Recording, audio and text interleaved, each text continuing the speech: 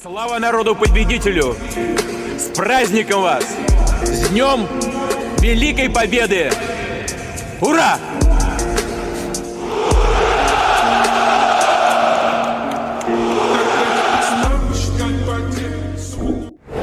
Dalam babak baru kerjasama strategis antara Indonesia dan Rusia, muncul kabar bahwa Moskow siap membantu Jakarta mengembangkan teknologi nuklir tercanggih yang dimiliki dunia saat ini.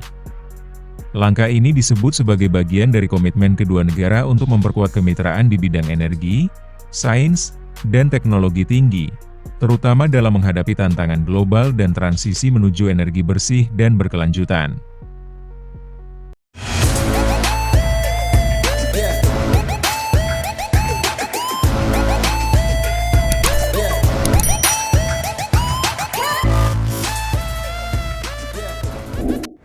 Rusia, melalui perusahaan energi nuklir milik negara, yaitu Rosatom, dikenal sebagai salah satu pionir dan pemimpin global dalam pengembangan teknologi nuklir generasi keempat, termasuk reaktor cepat berpendingin logam cair, reaktor modular kecil atau SMR, dan teknologi nuklir termal canggih.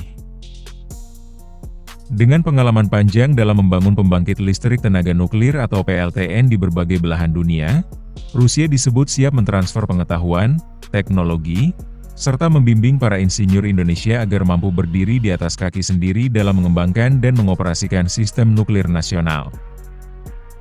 Bagi Indonesia, kerjasama ini merupakan lompatan besar. Dalam menghadapi peningkatan kebutuhan energi nasional yang ramah lingkungan dan rendah emisi karbon, teknologi nuklir dianggap sebagai salah satu solusi kunci.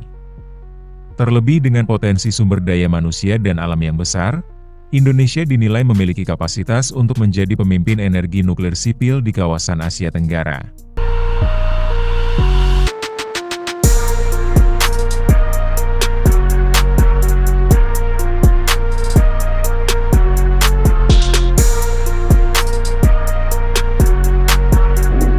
Selain transfer teknologi dan pelatihan SDM, kerjasama ini juga membuka peluang pendirian fasilitas riset nuklir gabungan, pengembangan bahan bakar nuklir lokal, hingga kemungkinan pembangunan reaktor nuklir skala pilot di daerah terpencil atau kawasan industri strategis. Namun demikian, kerjasama ini tetap harus melalui pengawasan ketat dari Badan Tenaga Nuklir Nasional atau BATN, Bapeten, dan lembaga internasional seperti IAEA agar sejalan dengan prinsip keamanan, keselamatan, dan penggunaan damai energi nuklir.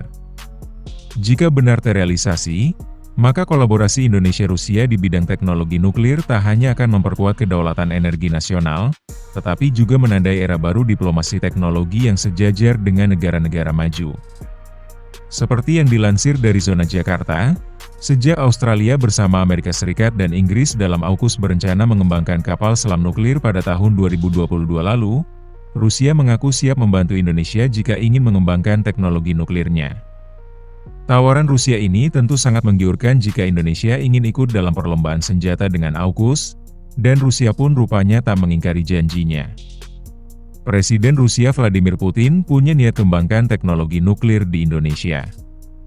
Putin mengatakan rencana tersebut memiliki potensi tinggi, mengingat banyaknya perusahaan Rusia yang berada di Indonesia. Partisipasi ini juga bisa disalurkan bagi penggunaan energi teknologi non-nuklir, seperti dalam bidang kedokteran dan pertanian.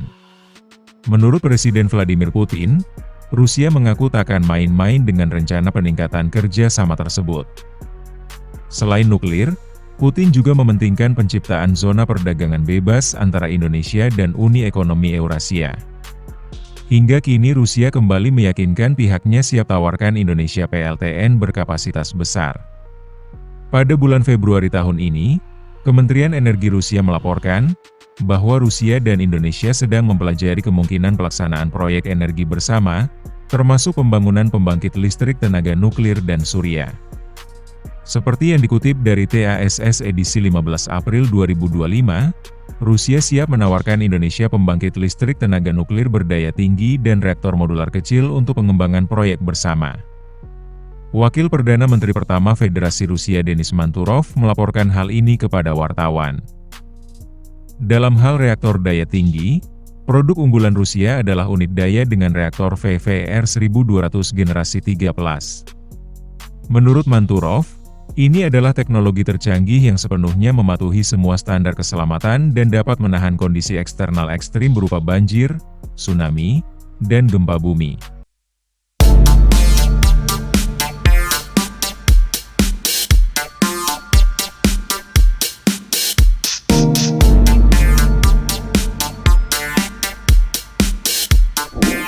Perlu kalian ketahui, pembentukan aliansi militer AUKUS, yang terdiri dari Australia, Inggris, dan Amerika Serikat, tidak hanya mengguncang tatanan keamanan di kawasan Indo-Pasifik, akan tetapi juga mengundang kecaman keras dari Rusia.